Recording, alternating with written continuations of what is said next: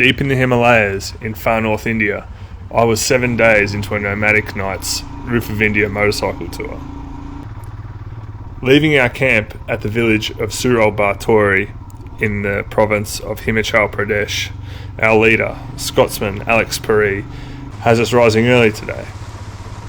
Today is the furthest day on the tour, a 250 kilometre stint traversing the wilds of northern India into the region of Jammu and Kashmir to the small forest town of Daksum.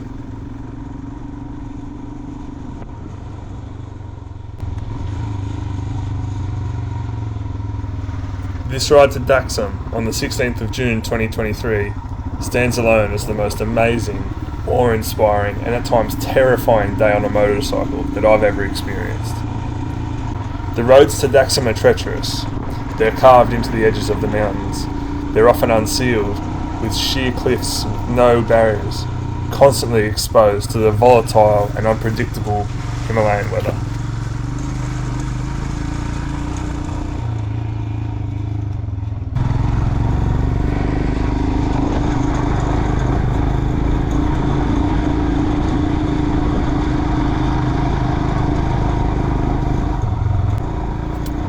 Alex has us on the bike so early today as we're heading into some of the wildest country on the planet. It's predicted to be slow riding.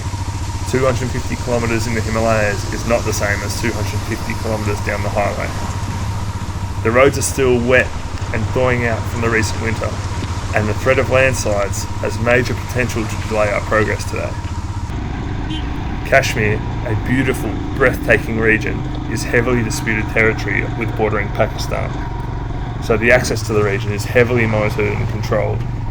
This means vehicle checkpoints and document and passport checks, which are all well prepared for, but may also significantly extend our day.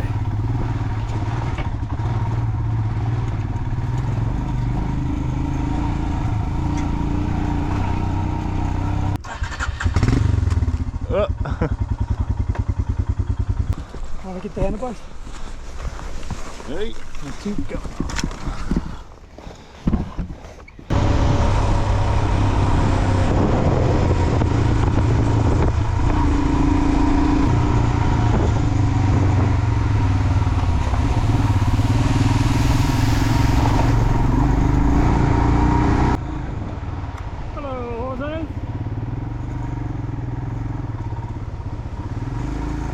Sure enough, the remnants of a landslide halts us, and the only people who are able to get through are the shepherds who are guiding their stock away from the danger. It was amazing to witness the control that they have over them, using whistles and sounds to keep them all together.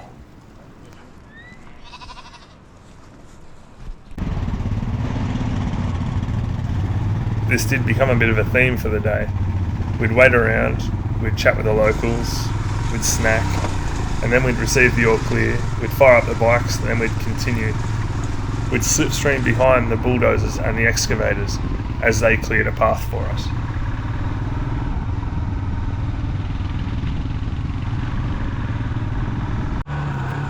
The riding in the Himalayas is challenging, even the sealed sections. You never know what's around the next corner. Could be a waterfall, could be cows, herds of sheep. The road could be missing.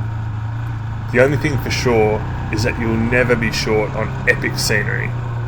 You just have to enjoy it in spurts while focusing on not dying.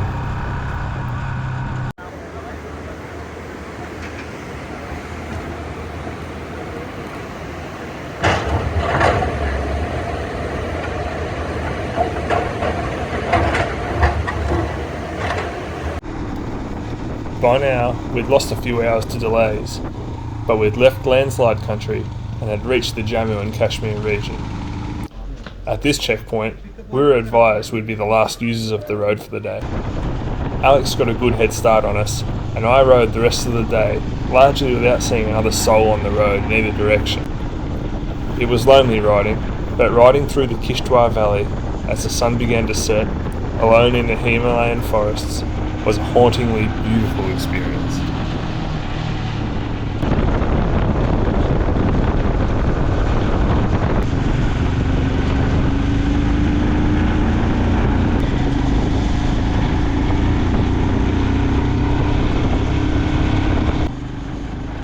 The landscape began to change as I rode on, the soft, lush forests giving way to a more rugged and harsh mountain road known as the Sinthan Pass.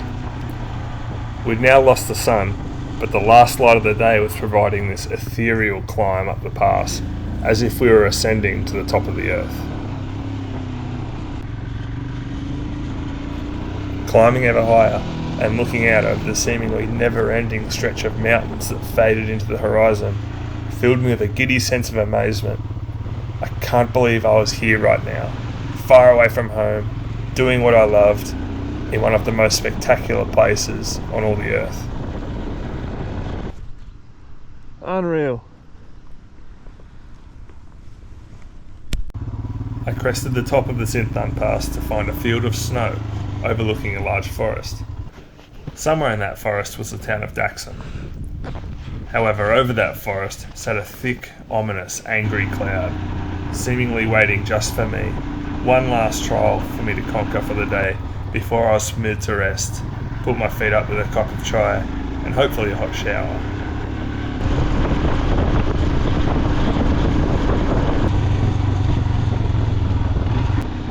Soon enough, it began to rain. These heavy, stinging sheets of rain, driven by howling winds, and thunder and lightning that seemed to tear open the sky. I was riding face first into this electrical storm, and all I could do was slowly ride through it and marvel.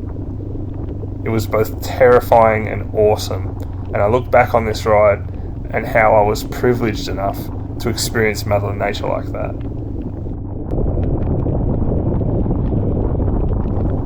At this stage, I was coming towards Daksum, but I was genuinely concerned about possibly having ridden past Alex or our hotel. I was low on fuel, so I decided to pull over and hopefully get some local help. Excuse me, fellas. Is there a Paradise Retreat? Paradise Retreat Hotel? Hotel. Down here? Yes.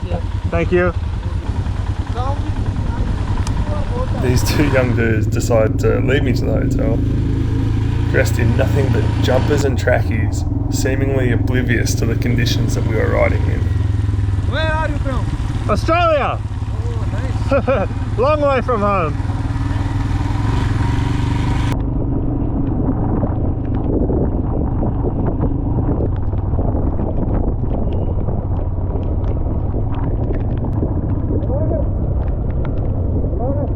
Water? You are a vlogger. A lager? Vlogger. Once we get to hotel.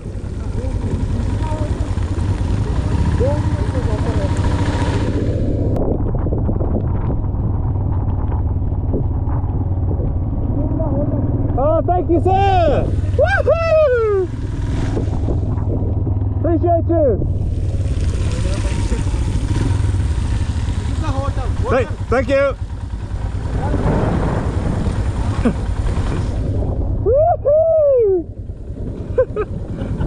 Yeah!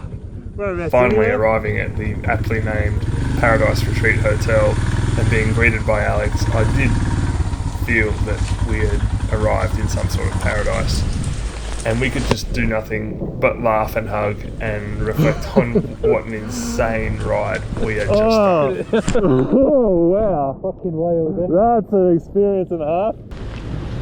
Go.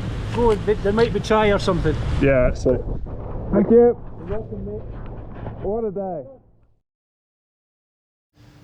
I often catch myself daydreaming about this day up in the Himalayas, and I'll just be recounting this story forever. It was the scenery, the landslides, the shepherds, the Kishtwar Valley, the Sinthan Pass, the storm, the wind and the rain and the lightning. And it was just the most amazing, spectacular day, and I'll never forget it.